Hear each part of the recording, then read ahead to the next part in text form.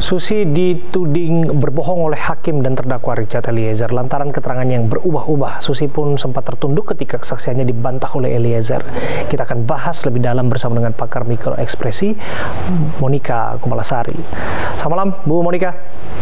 Halo, selamat malam, Abe. Iya, Bu Monica, apa yang bisa Anda jelaskan melalui pengamatan Anda dan disiplin keilmuan Anda dari keterangan Susi, dari gestur yang Anda baca?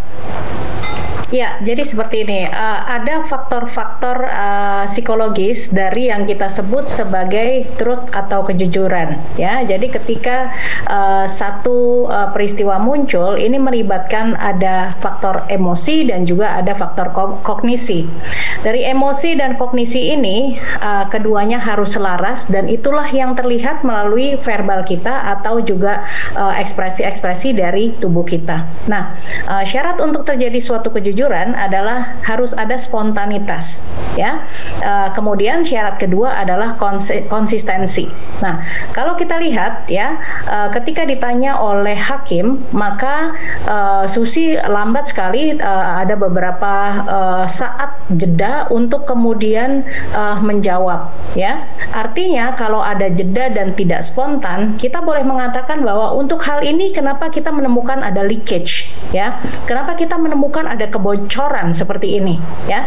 Kebocoran belum tentu merupakan satu kebohongan, tetapi harus kita gali lagi dan boleh kita katakan bahwa informasi yang diberikan tidak kredibel, seperti itu. Oke, secara umum kan Susi menjelaskan mengenai peristiwa di Magelang, kemudian juga ia menjelaskan terkait dengan status anak keempat Ferdy Sambo dan Putri Chandrawati. Nah, keterangan ini dinilai berbelit-belit, terutama keterangan yang terakhir, bahkan yang mengejutkan, Susi menyebutkan anak keempat Ferdy Sambo dan Putri Chandrawati adalah anak kandung mereka yang dilahirkan oleh Putri Chandrawati. Kemudian ini dibantah oleh keterangan saksi lainnya, ajudan Ferdy Sambo yang lainnya. Nah, kalau begini kan jadi kabur fakta persidangan. Bagaimana Anda mencermatinya, Bu Monica? Ya, ketika konten yang dibahas adalah mengenai anak keempat, ya, memang ini juga kita melihat tidak spontan, bahkan juga terlihat apa namanya, kalau beliau mengatakan, kalau Susi mengatakan bingung, gitu ya. Nah, bingung ini adalah merupakan satu proses ada proses berpikir, ya. Tetapi proses berpikir ini atau saya mengatakan sebagai cognitive loading, ya. Jadi proses kognisinya itu melakukan loading, ya. Ini seharusnya terlihat dari ekspresi di wajah, ya. Apa saja sih ketika seseorang berpikir, karena ketika seseorang lupa atau ingin menjawab sesuatu tetapi dengan cara yang lebih dapat diterima, gitu ya. Seseorang memang membutuhkan jeda, ya, sehingga terjadilah ada proses berpikir. Nah, proses berpikir ini biasanya ditunjukkan dengan ketika ada eyebrows ini down turun, gitu ya. Nah, ini juga kalau kita berpikir kadang-kadang alis mata kita berkerut seperti ini, gitu ya. Nah, atau ya ketika seseorang berpikir juga ada pursed lips namanya. Jadi kadang-kadang nah seperti itu, ya. Atau ketika seseorang berpikir mencari sesuatu jawaban juga ada eye movement, ya. Kadang-kadang harus menggerakkan bola matanya seperti itu.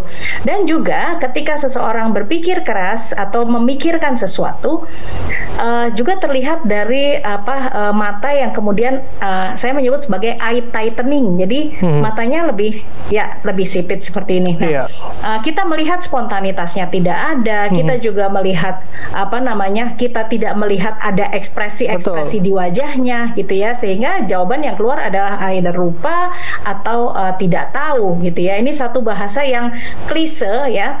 Boleh juga kalau kita bilang kenapa kondisinya seperti ini, ya mungkin ini adalah jawaban yang paling safe untuk dia ketika tidak bisa menjawab atau mungkin juga ada banyak pesan-pesan tertentu seperti itu. Nah, itu dia soal tanggal lahir anak keempat, dia bisa jawab dengan lugas dan cepat. Dia sebutkan Maret 2021 tanggal 23 dan dia juga menjawab bahwa Ibu PC yang melahirkannya, meskipun dia tidak tahu katanya di mana tempat persalinan dan lain sebagainya. Nah, ini yang membuat publik menilai apa yang sebetulnya terjadi, apa betul ada yang disembunyikan atau secara spontan dia berkata jujur Bu Monica? Jadi gini, kalau ini adalah suatu hal yang penting bagi Susi, ya, maka Susi akan memiliki ingatan yang cukup tajam untuk hal-hal seperti ini. Betul. Ya. Kalau tanggal lahir, tanggal dan tahun lahir sangat dimungkinkan seseorang mudah mengingatnya, gitu ya. Tetapi ketika ditanyakan apa di rumah sakit, di mana dilahirkan, gitu ya, kadang-kadang memang seseorang itu tidak jeli untuk mengetahui tidak perlu. Betul. Sampai di sana Bu Monica, itu yang menarik kan, kalaupun dia berbohong, apa motifnya dia berbohong untuk sampai saat ini pun dia masih bekerja di sana dan dia dalam tanda kutip memfitnah atasannya jika pada akhirnya memang anak itu jadi adopsi begitu. Dia akan menanggung kebohongan dalam profesi yang dikerjakan saat ini kepada atasannya meskipun dalam pesakitan saat ini atasannya. Tapi balik lagi begini, ada momen menarik juga ketika dia tertunduk saat Eliezer mengatakan bahwa Susi berbohong dalam berbagai penjelasannya. Kalau tertunduk ini apa artinya? Ya, jadi kita lihat juga baseline-nya. Susi adalah seorang ART ya. Dalam kesehariannya beliau adalah pelayan gitu ya. Jadi tertunduk adalah mungkin merupakan baseline-nya sehari-hari ya. Sehingga kita tidak bisa mengartikan bahwa tertunduk itu artinya mungkin dia malu gitu ya. Atau tertunduk itu artinya dia merasakan bahwa statement-nya itu salah gitu ya. Seperti itu. Jadi saya belum bisa melihat bahwa baseline-nya sehari-hari seperti apa, tetapi kalau kita lihat dalam profesinya sebagai seorang ART ya, biasanya kalau dimarahi oleh majikannya juga gesturnya juga menunduk. Betul. Seperti itu, Abe.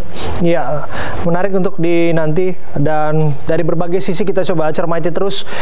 Bu Monica, terima kasih atas kehadiran Anda untuk menjelaskan bagaimana pemahaman Anda tentang mikroekspresi dan gestur yang ada di persidangan pembunuhan berencana Brigadir Joshua dengan terdakwa pada hari ini Barada Eliezer.